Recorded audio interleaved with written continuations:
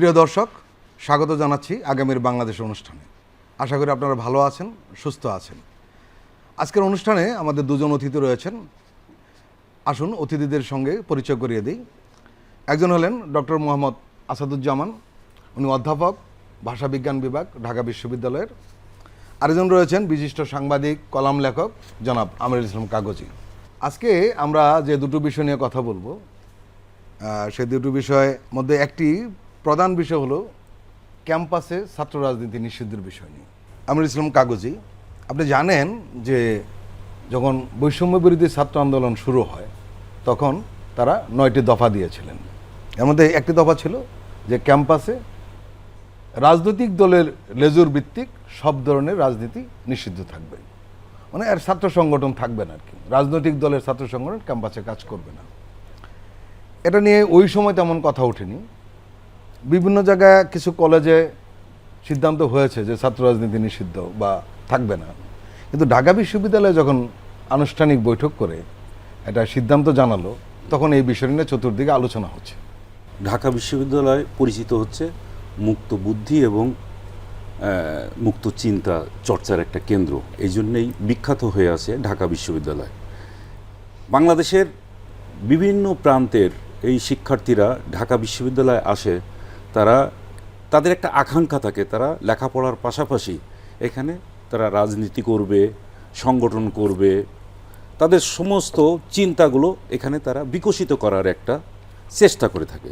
এখন ঢাকা বিশ্ববিদ্যালয় syndicate meeting করে তারা সিদ্ধান্ত নিয়ে ফেলেছে ওই বৈষম্য বিরোধী ছাত্র আন্দোলনের তাদের যে 7ম দফায় যে ছাত্র রাজনীতি নিষিদ্ধ করার যে দাবিটা, সেই দাবিটা মূলত এখানে ইমপ্লিমেন্ট করার জন্য একটা সিদ্ধান্ত নিয়েছে। এখনো পর্যন্ত প্রকাশ্যে সেই বিজ্ঞপ্তিটা আসে নাই।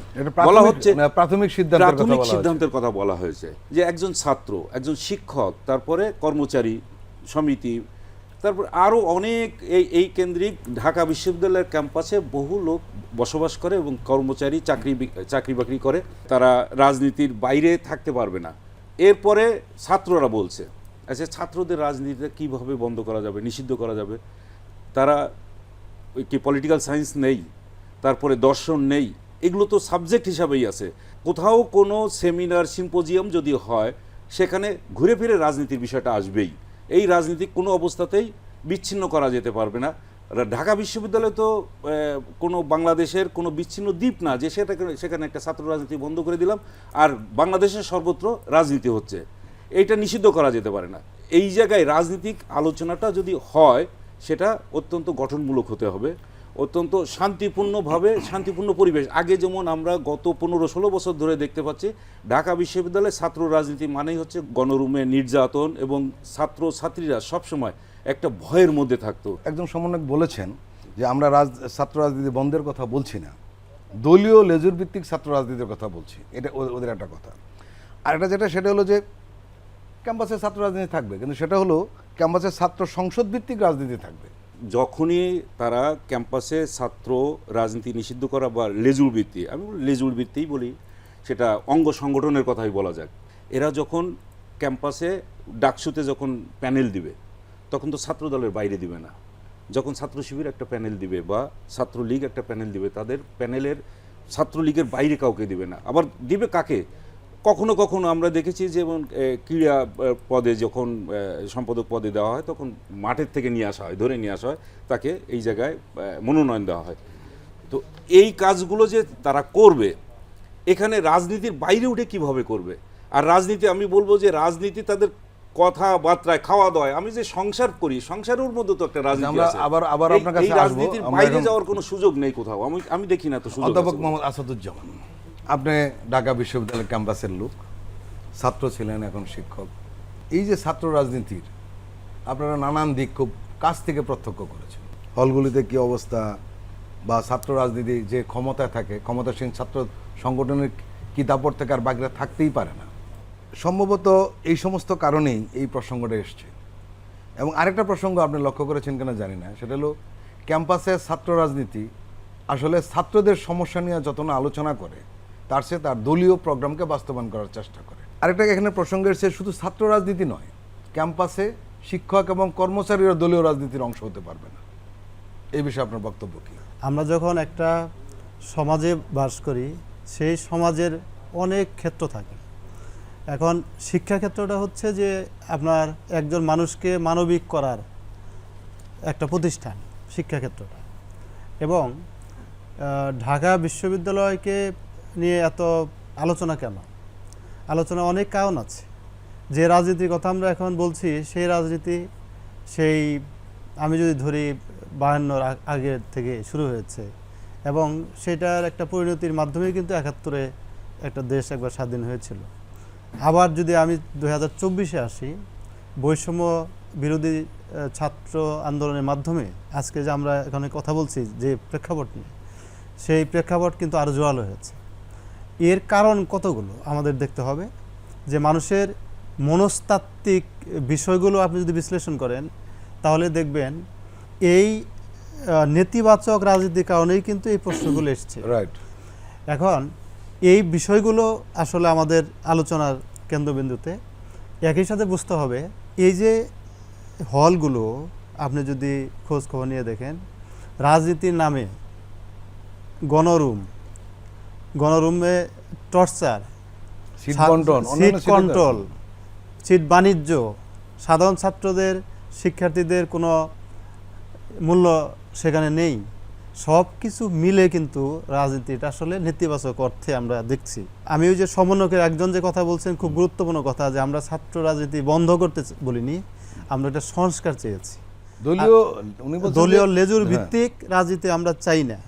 শুধু ছাত্র রাজনীতি না, শিক্ষক রাজনীতির সাথে যুক্ত, এর সাথে সরাসরি যুক্ত হচ্ছে আরও অন্য সংগঠন যাচ্ছে, কর্মকর্তা কর্মচারী সব, শুধু আমাদের ঢাকা বিশ্ববিদ্যালয় না, সমস্ত বাংলাদেশের চিত্র এটা।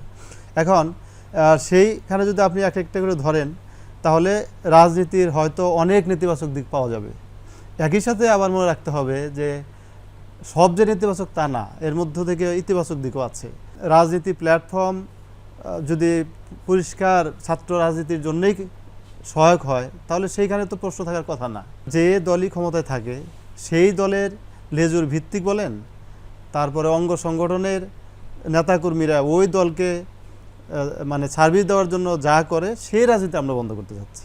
যে সব ধরনের দলীয় রাজনীতি বন্ধের কথা বলা হচ্ছে, আসলে এটা কী কী বোঝানো হয়েছে? কারণ হলো, ক্যাম্পাসে কোনো মিছিল মিটিং সমাবেশ হবে না, অথবা ক্যাম্পাসের দলগুলোর নামে কোনো ছাত্র সংগঠন থাকতে পারবে না, নাকি তাহলে তারা কাজ করতে পারবে না, এর প্রয়োগ কীভাবে? আরেকটা বিষয় সাথে সাথে আসে, সেটি হলো যে আর দলীয় রাজনীতি যদি বন্ধই হয়ে যায়, তাহলে বৈষম্য বিরোধী ছাত্র আন্দোলনে ঢাকা বিশ্ববিদ্যালয়ের সমন্বয়করা তাদের ক্যাম্পাস ভিত্তিক কার্যক্রম বহাল রাখতে পারবে কি? যদি সব ধরনের কথা থাকে, রাজনীতি বন্ধ, তাহলে কোনো কিছুই আপনি করতে পারবেন না। আপনি মিছিলও করতে পারবেন না, আপনি কোনো দলীয় ফোরামে কোনো কিছু বলতে পারবেন না।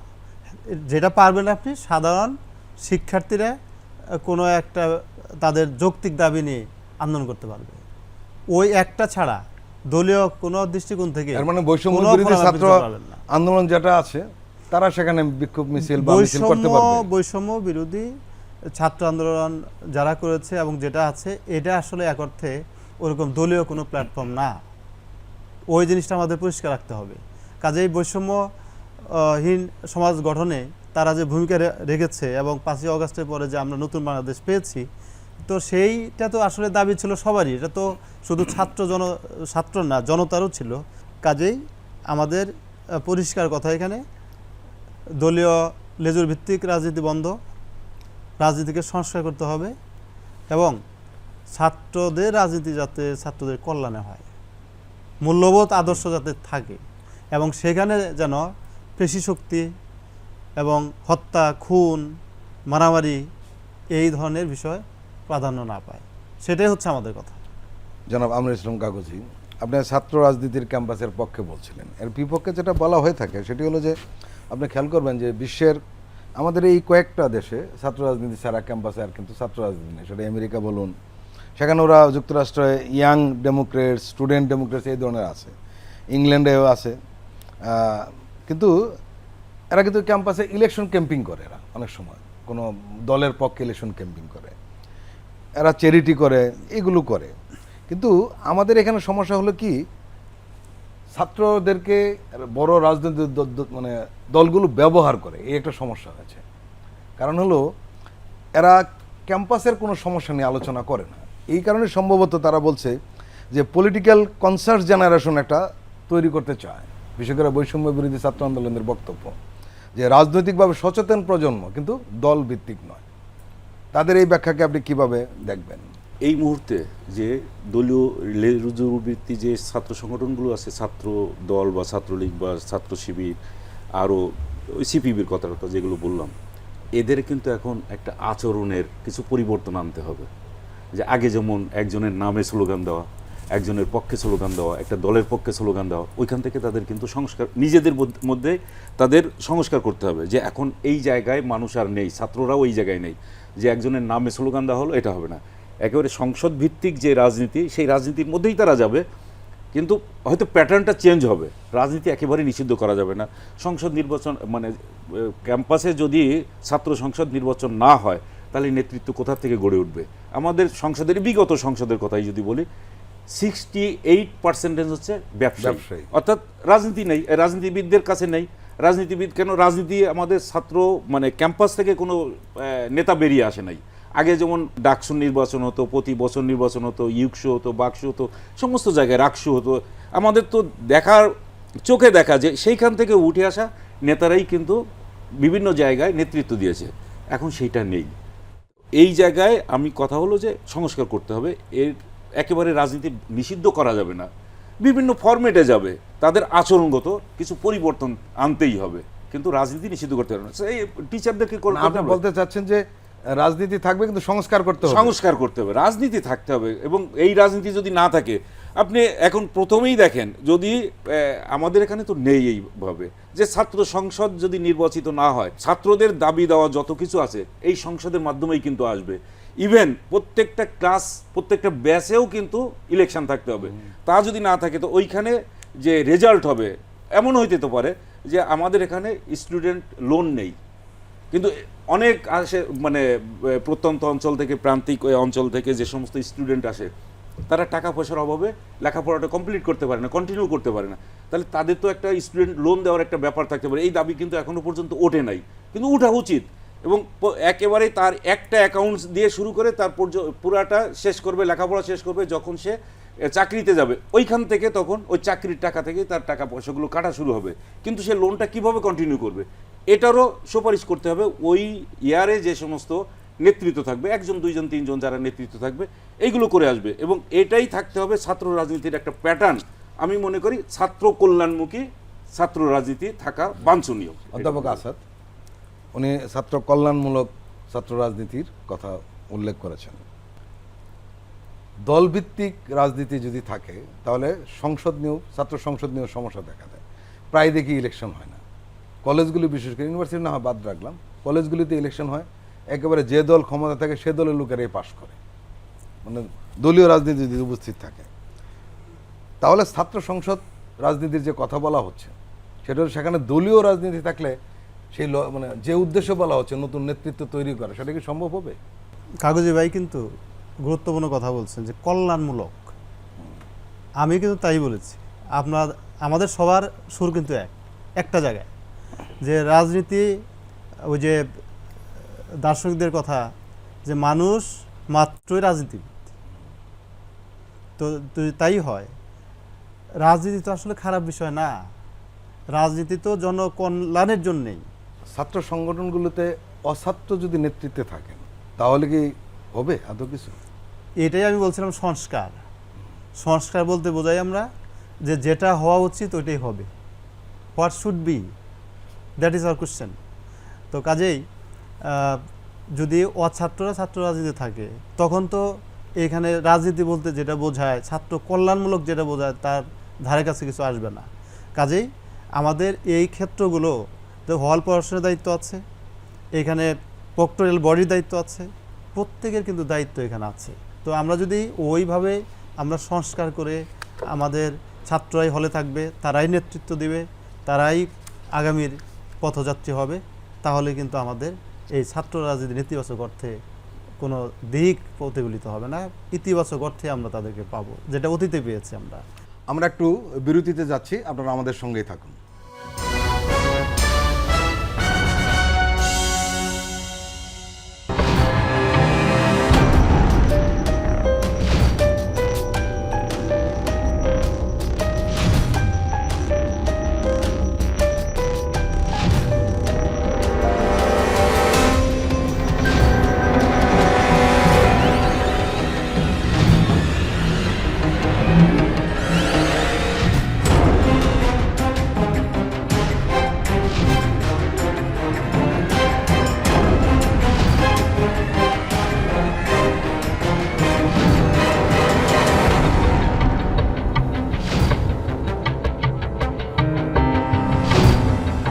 আসছে কেমন আছে অর্থনীতি।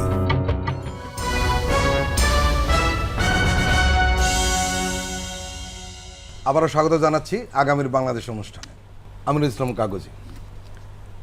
আপনি খেয়াল করেছেন যে নানান জায়গায় মব জাস্টিসের প্রসঙ্গ এসছে, এটা নিয়ে আলোচনা সমালোচনা এখন তুঙ্গে, মিডিয়াগুলো তুঙ্গে, সোশ্যাল মিডিয়া তুঙ্গে। যখন মব জাস্টিস হওয়ার কথা ছিল তখন কিন্তু হয়নি। সেটি হলো এই বিশাল ছাত্র আন্দোলন, সরকার প্রধান পালিয়ে গেলেন এবং ওই দলের সবাই এখন পালিয়ে রয়েছেন, কিন্তু এরকম আমরা দেখিনি। হঠাৎ করে এরকম শুরু হলো কেন? বিগত সরকারের নেতা, মন্ত্রী, প্রধানমন্ত্রী থেকে শুরু করে প্রত্যেকেই বলছে যে তারা যদি ক্ষমতা থেকে চলে যায় তাহলে দেখা যাবে যে এক রাতেই 10 লক্ষ লোক মারা যাবে, মেরে ফেলা হবে। আচ্ছা, এটা মেরে ফেলার জন্য তো তাদের সেই ইঙ্গিত বুঝি আমরা, এই ধরনের আশঙ্কা তাদের মধ্যে ছিল। কিন্তু আমরা ঠিক 5ই আগস্টের পরে এবং পরে যদি আমরা খেয়াল করি, যখন 2টার সময় উনি এখান থেকে সাবেক প্রধানমন্ত্রী শেখ হাসিনা পদত্যাগ করে পালিয়ে চলে গেলেন, এরপরে ওইভাবে কোনো মব জাস্টিস সারা দেশে যেভাবে হওয়া কথা ছিল সেই ঘটনা কিন্তু আমাদের এখানে ঘটে নাই। এখন ওই মব জাস্টিসে যে ঘটনাগুলো ঘটছে ওই সময় যদি ঘটে যেত তাহলে কেউ কিছু বলতো না, কেননা গণ অভ্যুত্থান বা গণ বিপ্লব যখন হয় তখন এরকমই ঘটনা ঘটে। আমরা হিটলার দেখেছি, মুসোলিনিকে দেখেছি কিভাবে তারা মারা গেছে, সেই ঘটনা কিন্তু আমাদের এখানে ঘটে নাই। কিন্তু এখন ঘটছে কেন?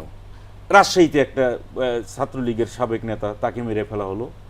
আচ্ছা, তারপরে জাহাঙ্গীরনগরে মারা হলো, আর সর্বশেষ ঢাকা বিশ্ববিদ্যালয় বা এই যে ছাত্রলীগের ছেলেটাকে কেন এখন মারতে হবে? কেন এখন একটা হত্যাকাণ্ডকেও কোনো অবস্থাতেই আমরা জাস্টিফাই করতে পারবো না। অবশ্যই এই হত্যাকাণ্ড উচিত হবে না, এটা কোনো অবস্থাতেই না। এবং এই সব হত্যাকাণ্ডের বিচার সুষ্ঠুভাবে হতে হবে। আর মব জাস্টিস কেন হয়? মব জাস্টিস আপনি একটা জিনিস খেয়াল করবেন যে আমি আমার ব্যক্তিগত অভিজ্ঞতা থেকেই বলতে পারি, 1985 সালে যখন নতুন বাংলা ছাত্র সমাজকে ঢাকা বিশ্ববিদ্যালয় থেকে উচ্ছেদ করে দেওয়া হলো, সেই তারিখটা সম্ভবত ফেব্রুয়ারির 5 তারিখ ছিল। তো চারিদিক থেকে সবাই মিলে ছাত্র সমাজের নেতাকর্মীরা কোথায় আছে না আছে সব খুঁজে খুঁজে বের করা হচ্ছে। এর মধ্যেও দেখলাম কয়েকজন ছাত্র যারা কখনোই কোনো মিছিল মিটিংয়ে নেই, কোথাও নেই, তার ঘাড়েও একটা লম্বা বাঁশ, সে বাঁশ নিয়ে ঘুরে বেড়াচ্ছে যে কোথায় ছাত্র সমাজ আছে। একটা নিরীহ ছেলে, একেবারে কোনো জায়গার। তো এই মব জাস্টিসের মধ্যে কিন্তু ঢুকে পড়ে হলো এই সমস্ত নিরীহ লোকজন যারা আছে, শান্তিপ্রিয়, একেবারে শান্তিপ্রিয়, এরাই কিন্তু এই মব জাস্টিসের মধ্যে ঢুকে পড়ে। আপনি খেয়াল করবেন এই মব জাস্টিসগুলো এইভাবেই হয়। আচ্ছা, মব জাস্টিসের মধ্যে আরও কারা যায়? এখানে অনেক ফ্যাক্টর কাজ করে। যে সময় এখানে একটা ফ্যাসিবাদী সরকার উৎখাত হয়ে গেল, তাদেরও কিছু লোকজন থাকে এই ধরনের একটা মব জাস্টিস করে তারা এই গণবিচার, এটা তো কোনো গণবিচার না, মানুষকে গণবিচার কি হয় নাকি? আবার তারা ভাবে যে আরে একটা বিচার করতে তো কত 20, 30, 40 বছর চলে যায়, বিচার ঠিকমতো হয় না, অতএব সামনে পেলাম মেরে ফেললাম, এই ধরনের একটা মানসিকতা থেকে আসে। এটা তো জাস্টিফাই করা যায় না, এইটা কোনো অবস্থাতেই হয় না। এই কারণে আমি বললাম যে ফ্যাসিবাদী সরকার চলে গেছে ঠিকই, কিন্তু তার দোসররা, তাদের একেবারে সর্বশেষ অংশ বলবো না, বড় অংশ এখনও আছে, তারাও এই মবের ভিতর ঢুকেই কিন্তু এই ঘটনাগুলো ঘটায়। কি কারণে? যে বর্তমানে যে একটা সরকার আছে, অন্তর্বর্তী সরকার, এই সরকার হচ্ছে বিপ্লবের ফসল। সেই সরকারকে যদি সারাক্ষণ ব্যতিব্যস্ত রাখা যায়, এই আইন শৃঙ্খলা রক্ষাকারী বাহিনীকে দিয়ে যদি ব্যস্ত রাখা যায়, তাহলে মূল কাজটা তারা করতে পারবে না। তাদের সামনে অনেক কাজ, এই যে 6টা সরকারকে বিতর্কিত করে দেওয়া, সরকারকে বিতর্কিত না, শুধু সরকারকে বিতর্কিত করার পাশাপাশি তারা যদি অন্য কোনো ভালো কাজগুলো করতে না পারে। আমাদের সামনে কি একটা ভালো নির্বাচন দেওয়া, গণতন্ত্র মূল কথাটাই হচ্ছে যে একটা ভালো নির্বাচন দেওয়া, জনগণের মত প্রকাশের স্বাধীনতা দেওয়া। যে গত 15 বছর 16 বছর ধরে যে ভোট দিতে পারছে না, সেই ভোটের পরিবেশ সৃষ্টি করা, তার মূল যে কাজগুলো তারা শুরু করে দিচ্ছে। যে কারণে নির্বাচন কমিশনে এখানে একজনকে ভালো লোকরে বসাইছে, তারা সংস্কার করবে। জাস্টিস বিচার কমিশনেও বসাইছে, তারপরে দুর্নীতি দমন কমিশন, যেটা সবচেয়ে বড় দরকার। বিগত সরকারের যত দুর্নীতি, অপকর্ম, দুঃশাসন যা ছিল, সেটা তো মানুষের সামনে এখন উপস্থাপন করতে হবে। এই কাজগুলোই হচ্ছে এই সরকারের মূল দায়িত্ব। এখন এই কাজগুলো যাতে না করতে পারে, এইটাকে মানে একেবারে ডিওপ্রোটাইজ করে দেওয়ার জন্যে তারা কি করছে, এই মব জাস্টিসের মধ্যে, মব জাস্টিসের নাম, এটা একটা শব্দ মানুষের মধ্যে ঢুকে পড়েছে, কিন্তু এই ধরনের জাস্টিস তো না, এটা হলো এক ধরনের অপকর্ম, অপরাধ। এই অপরাধকে ঠেকাতেই হবে। এখন সরকারের মধ্যে কি আছে? পুলিশ বাহিনী এখনো পর্যন্ত ঠিকমতো কাজ করতে পারছে না। এটা কারা ছিল? পুলিশ 187 জন পুলিশ কর্মকর্তা, বেশিরভাগই কর্মকর্তা, তারা কর্মস্থলে যোগদান করে নাই, পলাতক, তারা যোগদান করছে না। তাই এটাও তো একটা সাবোটাজ। তো এই ধরনের সাবোটাজ যখন করতে থাকবে, এই সরকার যাতে কাজ না করতে পারে, এটাই হচ্ছে এই যত ধরনের অপকর্ম সবগুলো আসছে এই উদ্দেশ্য থেকে। আমরা অধ্যাপক আসাদ সাহেবের কাছে যাব। অধ্যাপক আসাদ, আপনি লক্ষ্য করেছেন যে এইগুলি ঘটনার পরে সরকার কিন্তু কঠোর একটা দৃষ্টিভঙ্গি প্রকাশ করেছে।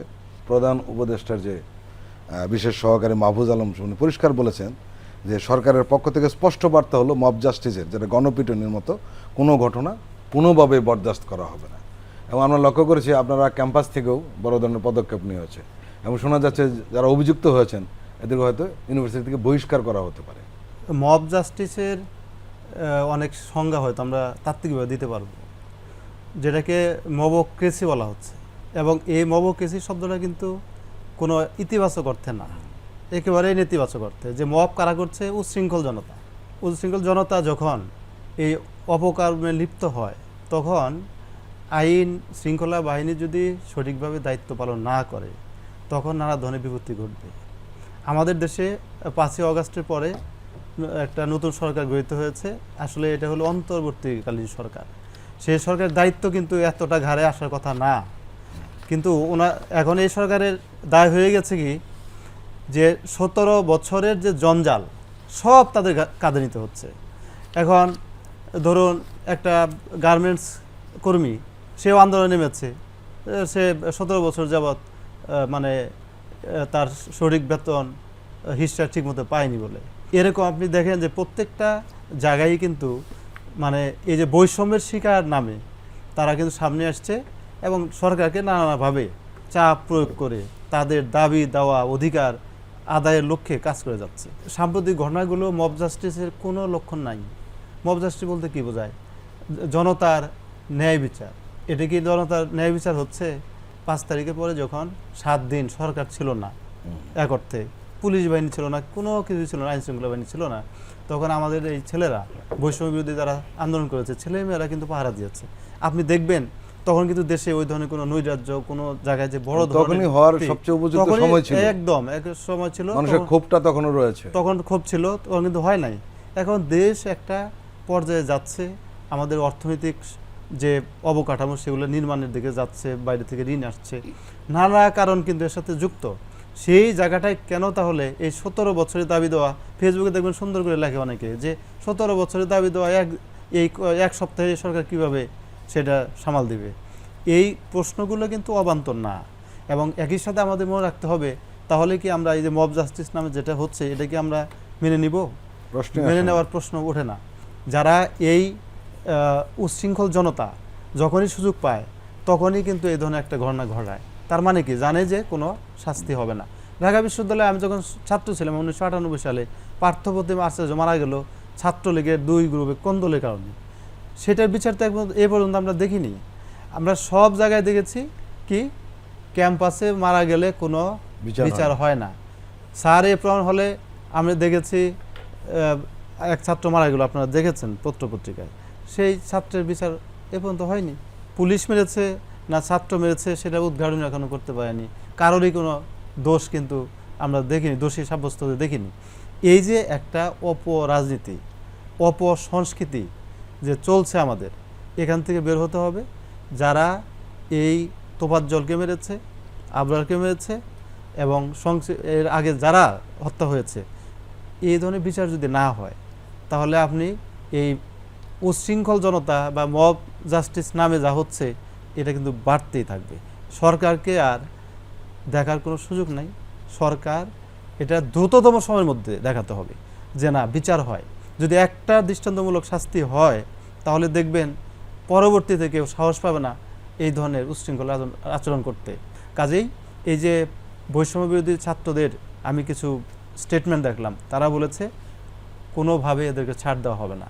এবং শুধু তাই না, জগন্নাথ বিশ্ববিদ্যালয়ে ছাত্ররা কিন্তু মিছিল করেছে, মশাল মিছিল করেছে, দ্রুততম সময়ের মধ্যে তাদেরকে শাস্তি দিতে হবে। আমরাও তাই চাই, বাংলাদেশের মানুষ তাই চায়, তাই চায়। দৃষ্টান্তমূলক শাস্তি। কাগজি ভাই, আপনি লক্ষ্য করেছেন যে একটা বড় ঘটনা ঘটে গেছে পার্বত্য চট্টগ্রামের খাগড়াছড়িতে দীঘিনালায়। সেখানে আগুন লাগানো হয়েছে, 4 জন মারা গেছে, আহত হয়েছে প্রায় 50 জনের মতো। এটা বড় ঘটনা, এটা নিয়ে তোলপাড় হচ্ছে। হঠাৎ করে পাহাড়ে এরকম একটা অশান্ত পরিবেশ কেন তৈরি হলো? নানান ধরনের খবর আসছে, কিন্তু এক এক মিডিয়া এক এক ধরনের খবর পরিবেশন করছে এক এক রকমভাবে। যখনই বাংলাদেশ একটু স্টেবল হতে চায়, একটু স্থিতিশীল জায়গায় যেতে চায়, তখন কিন্তু চারিপাশ দিয়ে আমাদের একটা ওই সমস্যা সৃষ্টি করা হয়। সেটা আমাদের ভিতর থেকে হোক, সেটা বাইরের থেকে হোক, যেভাবে হোক না কেন, এই পাহাড়কে কেন্দ্র করেই আমাদের অশান্ত করার একটা চেষ্টা সবসময় চলে। আপনি যদি খেয়াল করেন, দেখেন সেই 1986 সাল থেকে 1992 সাল পর্যন্ত কিভাবে একেবারে একের পর এক ঘটনা ঘটিয়ে কী হচ্ছে, পাহাড়ি বাঙালি এক একটা ইস্যু তৈরি করা, পাহাড়ি বাঙালি এদের মধ্যে একটা গন্ডগোল লাগাই দেওয়া হয়। যে মুহূর্তে ওই সময় শেখ সাহেব যে ওখানে বললেন যে তোরা কেন পাহাড়ি থাকবি, সবাই সব বাঙালি হয়ে যা, এই যে শুরু হয়ে গেল যে আমরা পাহাড়ে থাকি, আমাদের একটা আলাদা ভাষা আছে। তারা ভাবলো যে আমাদের ভাষা মনে হয় কেড়ে নেওয়া হচ্ছে। আমাদের শেখ সাহেবের যে ঘোষণাটা ছিল যে তোরা সবাই বাঙালি হয়ে যায়, তাহলে আর পাহাড়ের কোনো সমস্যা থাকবে না, কিন্তু ওইখানেই মনে হলো যে সমস্যার বীজটা বপন করা হলো। আমি জানতে চাচ্ছি কাগজি ভাই, এই ধারাবাহিকতা ঘটনা ঘটলো, এর পিছনে কি কারণ? এর পিছনে মূল কারণ হচ্ছে, আমি বললাম যে কয়েকদিন আগেও বান্দরবনে একটা ঘটনা হয়েছে নাথান বোমকে দিয়ে। এটাও কিন্তু আলাদা স্টেট করার জন্য কুকি চীন প্রদেশ, এই সব মিলে, এর মধ্যেও ইন্ডিয়া আছে, চীন আছে, মিয়ানমার আছে এবং আরও অনেক আছে। ওই জায়গাটা যদি আপনি দেখেন, ম্যাপের দিকে তাকায় দেখেন, তাহলে একটা আলাদা খ্রিস্টান রাষ্ট্র তৈরি করার যে পায়তারা, সেটা কিন্তু এখনও তাদের মাথার মধ্যে আছে। আচ্ছা, দীঘিনালার ওই কোনাটা দেখবেন যে খাগড়াছড়ির, এটাও ওখানে কোনো সীমান্ত কাজ করে না, এখানে মারামারি করেই ওরা চলে যায় ওপাশে, এবং তাদেরকে বিভিন্নভাবে অস্ত্র দিয়ে, অর্থ দিয়ে তাদেরকে লালন পালন করা হয়। এখন হঠাৎ করে এই সময় এসে, কোন সময় বেছে নিল, যখন একটা অন্তর্বর্তী সরকার এখানে বসছে, এবং যে সরকার ফ্যাসিবাদী সরকারের প্রধান এখান থেকে চলে গেল, যে আশ্রয়টা নিছে কিন্তু এখন দিল্লিতে। আচ্ছা, সেখানে বসে তার কর্মকাণ্ড চালানোর অনেক ইতিহাস বা অনেক তথ্য আমাদের কাছে তো এখন আসছে। তো এইটা যদি ভারত মনে করে যে বাংলাদেশের জনগণের সঙ্গে বা রাষ্ট্র টু রাষ্ট্র যদি তারা একটা সম্পর্ক বজায় রাখতে চায়, তাহলে আমি মনে করি যে এই সমস্ত জায়গা থেকে তাদের সরে যাওয়া উচিত। এখন তাদের কারণে এটা আমি পরিষ্কারভাবে বুঝতে পারি, ওইখানে যে সমস্ত ঘটনা হচ্ছে একেবারে অন্তর্ঘাতমূলক। এখন ঢাকা থেকে গাড়ি নিয়ে যেয়ে আপনি যদি যান দীঘিনালা পর্যন্ত যাইতে সর্বোচ্চ আপনার 8 ঘন্টাও লাগবে না।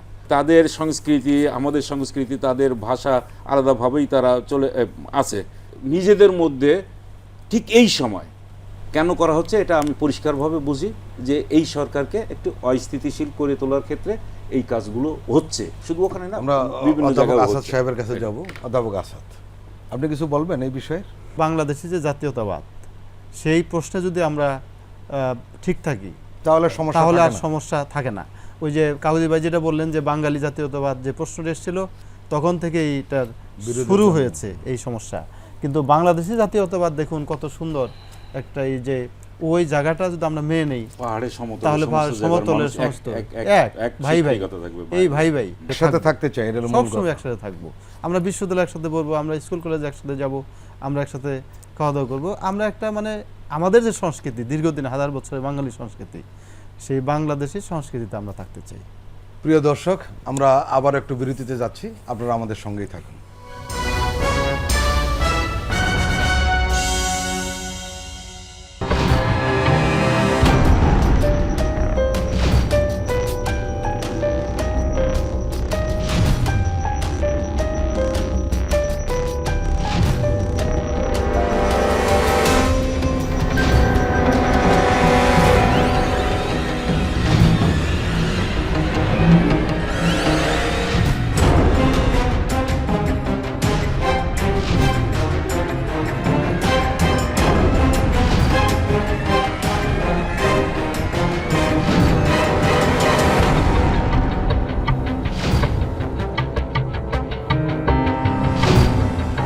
আসছে কেমন আছে অর্থনীতি।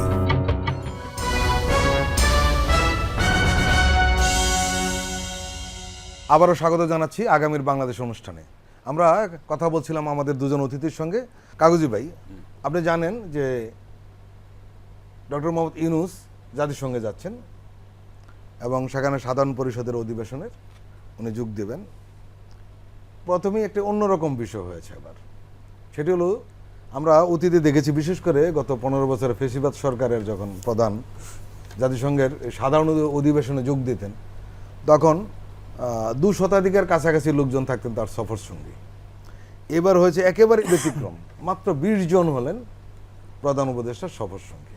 সংস্কার বলেন আর যাই বলেন, ডক্টর ইউনূস একজন অর্থনীতিবিদ, তিনি একটু অর্থ মানে সাশ্রয় করার জন্য একটা কাজ করেন, এটা একটা দিক। আর বড় জিনিস হলো পলিটিক্যাল পার্টিগুলো যখন যায়, এটা তো আমাদের একটা কালচার দেখছি যে গত 15-16 কালচার না, এর অপকালচার বলে। অপকালচার 15-16 বছর ধরে দেখা গেছে যে রাজনীতি, তারপরে নেতা কর্মী, এরা তো যেত, তারপরে তার সঙ্গে কাজের মেয়েটাও পর্যন্ত নিয়ে যেত, যাতে ওখানে রেখে আসতো, কিন্তু বেশিরভাগই রেখে আসতো, ওইখানে তারা নাগরিকত্ব নিয়ে থেকে গেল। তো এইবার আর এইটা হচ্ছে না, এবং এটা খুবই ব্যতিক্রমী, এবং বলবো যে এটা ভালো লক্ষণ। আর ওনার যে সমস্ত কর্মসূচি আমি দেখলাম, তো সেটাও আর একটা ব্যতিক্রম আছে। সেটা যেমন বাংলাদেশ জাতিসংঘে যখন মেম্বারশিপ পেয়েছে, সেটার একটা 50 বছর পূর্তি আছে। সেই পূর্তিতে ওখানে একটা প্রোগ্রাম করা হবে। সেই প্রোগ্রামে এখনো পর্যন্ত যে সমস্ত তথ্যপত্র আছে, তাতে 50টা দেশের সরকার প্রধান বা রাষ্ট্রপ্রধান তারা তাদের প্রতিনিধিরা উপস্থিত থাকবেন। তো এটা হচ্ছে বাংলাদেশের জন্য একটা বড় পাওনা। আচ্ছা, বড় পাওনা বলছে এই কারণে, ডক্টর ইউনূস সারা পৃথিবীতে এমনভাবে পরিচিত, তার সঙ্গে কথা বলার জন্য বা তার বক্তব্য শোনার জন্য কিন্তু অনেক জায়গায় আমরা তো জানি যে টিকিট কেটেও পর্যন্ত স্টুডেন্টরা হোক আর অনেক মানে শিক্ষিত বা বক্তব্য শুনতো। তো সেই জায়গায় এবার ডক্টর ইউনূস একটা রেকর্ড করবেন যে এত সংখ্যক রাষ্ট্রপ্রধান, সরকার প্রধান তার এই অনুষ্ঠানে আসবেন। তারপর আরও তো অনেক আছে, যেমন পররাষ্ট্রমন্ত্রী অ্যান্টনি ব্লিংকেনের সঙ্গেও কথা, সাইডলাইনে বক্তব্য, দ্বিপাক্ষিক আলোচনা হবে, জো বাইডেনের সাথে সাইডলাইন আলোচনা হবে। আচ্ছা, এইটা আর তো আছে যেটা মূল অধিবেশন যে দিনকে হবে, সেটা তিনি ভাষণ তো দিবেনই। তো আমরা সেই প্রসঙ্গে আসবো একটু অধ্যাপক আসাদ সাহেবের কাছে। অধ্যাপক আসাদ, আমরা যতটুকু জানতে পেরেছি, তার প্রধান উপদেষ্টার যে প্রেস সেক্রেটারি, উনি একটা প্রেস ব্রিফ করেছেন, শফিকুল আলম। উনি বলেছেন যে জাতিসংঘে যে মানে উনি যে সাধারণ অধিবেশনে যে ভাষণ দিবেন ডক্টর ইউনূস, সেখানে আসলে কি বলবেন এর একটা ইঙ্গিত উনি দিয়েছেন। অনেক কথাই বলবেন, এর মধ্যে একটি কথা উনি উল্লেখ করেছেন যে 5 আগস্টের যে ছাত্র জনতার যে বীরত্ব গাথা এবং এই যে অভ্যুত্থান, এটা উনি তুলে ধরবেন। একই সঙ্গে কেন হলো এই অভ্যুত্থানটা, জনগণের যে দাবি ছিল দীর্ঘদিনের, সেটা তো বৈষম্য বিরোধী ছাত্র আন্দোলন, তার মাধ্যমেই কিন্তু নতুন মাত্রা যুক্ত হয়েছে। এবং এই যে 17 বছরের নির্যাতন, গুম, খুন, অন্যায়, অত্যাচার, সেখান থেকে বাংলাদেশকে একটা সুন্দর জায়গায় নেওয়ার জন্য এই সরকার চেষ্টা করছে। এখন ওই যে উইলিয়াম গডউইনের একটা কথা আছে যে আইনি বিচার হলো সকল নৈতিক কর্তব্যের সমষ্টি। এই গুরু দায়িত্বটা তো এই সরকার নিয়েছেন। বিশ্ব কোনো দেশ হয়তো জানে যে বাংলাদেশে এরকম ছাত্ররা একটা আন্দোলনের মাধ্যমে একটা সরকারকে পতন ঘটিয়েছে, কিন্তু একই সাথে সব দেশ কিন্তু সমানভাবে জানে না। পত্রপত্রিকায়, ইন্টারন্যাশনাল মিডিয়াতে এটা জানে, এটা বোধহয় অধ্যাপক আসাদ, আমি যতটুকু জানি ইন্টারন্যাশনাল মিডিয়াতে খুব ফলাও করে প্রচার করে, ফলো করে হয়েছে তো কল্পনাতীত। কিন্তু একই সাথে যে ভিতরের ঘটনা অনেক বাকি থাকতে পারে। ডক্টর ইউনূস স্যার আমার মনে হয় ওই দৃষ্টিকোণ থেকে উনি তার বক্তব্যটা দিবেন, এবং কি প্রেক্ষাপট ছিল, কেন এটা হয়েছে, কিভাবে হয়েছে, কোন পরিপ্রেক্ষিতে তারা দায়িত্ব নিয়েছেন, এই বিষয়গুলো কিন্তু উনি পরিষ্কার করবেন। কারণ কি, মানুষের ভাষা বুঝতে হবে। এই আন্দোলনটা হয়েছে কেন? আগের সরকার কিন্তু জনগণের ভাষা বুঝতে পারেনি। একটা কথা আছে, অ্যালান গ্যাসি নামে একজন দার্শনিক আছে, উনি বলছেন যে দি ল্যাঙ্গুয়েজ অফ ডিপ্লোমেসি একটা গ্রন্থে উনি বলেছেন যে কার সাথে কখন কীভাবে কথা বলতে হবে সেই ভাষা জানাটাও রাজনীতিকদের বড় যোগ্যতা। আমরা এমন একজনকে পেয়েছি প্রধান অ্যাডভাইজার হিসাবে, একজন নোবেল বিজয়ী না শুধু, উনি কিন্তু একজন মানবিক মানুষ। এবং ওই যে তার কাছে যখন মানুষ যায়, তার কথা যখন শুনে মন্ত্রমুগ্ধের মতো সে কিন্তু তাকিয়ে থাকে যে এত একটা বড় মানুষ এত সরলভাবে কথা বলে, সবার সাথে মিশে। কাজে আমাদের এই বাংলাদেশকে প্রেজেন্ট করার জন্য, রিপ্রেজেন্ট করবার জন্যে ওই অনুষ্ঠানে তার যে কথা, তার যে বক্তব্য, এটা বাংলাদেশকে ইতিবাচক অর্থে তুলে ধরবে এবং বাংলাদেশের প্রতি সারা বিশ্ব একটা ভালো একটা বার্তা পাবে। এবং বাংলাদেশের এই সরকারের সাথে দেখবেন এই বক্তৃতার পরে, আমি যেটা মনে করি এই স্পিচের পরে অনেক দেশ এগিয়ে আসবে বাংলাদেশের এই পুনর্গঠনে, বাংলাদেশ সংস্কারে তারাও সহযোগিতা করবে, এটা আমরা বিশ্বাস করি। আপনাদের দুজনকে ধন্যবাদ জানাবো আজকের অনুষ্ঠানে সময় দেওয়ার জন্য। আমাদের সময় একেবারে শেষ হয়ে গেছে। প্রিয় দর্শক, আমরা আজকের অনুষ্ঠানে এখানেই শেষ করব। আপনারা যে বিষয়গুলি শুনলেন সেটা হলো ছাত্র রাজনীতি নিয়ে কথা হয়েছে। ক্যাম্পাসে ছাত্র রাজনীতি থাকবে কি থাকবে না, এই বিতর্ক থাকবে এবং চলতে থাকবে। কিন্তু দুই বক্তাই যেটা বলার চেষ্টা করেছেন যে এই ছাত্র রাজনীতিরও সংস্কার প্রয়োজন। একই সঙ্গে মব জাস্টিস নিয়ে ওনারা কথা বলেছেন এবং এই যে গণপিটুনি, এটি একেবারে অগ্রহণযোগ্য। ওনারা স্পষ্ট বলেছেন এটা কোনোভাবে মেনে নেওয়া যায় না। তাদের বক্তব্য হলো এই অন্তর্বর্তীকালীন সরকারকে অস্থিতিশীল করার লক্ষ্যে কেউ কেউ এর সঙ্গে জড়িয়ে পড়তে পারে এবং এই সরকারও কঠোর অবস্থান নিয়েছে। ওনারা কথা বলেছেন প্রধান উপদেষ্টা ডক্টর মোহাম্মদ ইউনূসের জাতিসংঘের সাধারণ অধিবেশনে যোগদানের প্রসঙ্গে, সেখানে কি হবে এবং উনি কী বিষয়ে বক্তব্য রাখবেন সেই বিষয়গুলো বলেছেন।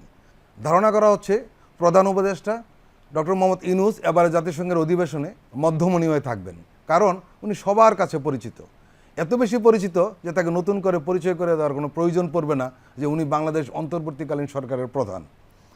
উনি বাংলাদেশের যে এই আন্দোলন হলো, ছাত্র জনতার এই যে বীরত্ব গাথা, এটা উনি সেখানে তুলে ধরবেন, প্রেক্ষাপট তুলে ধরবেন।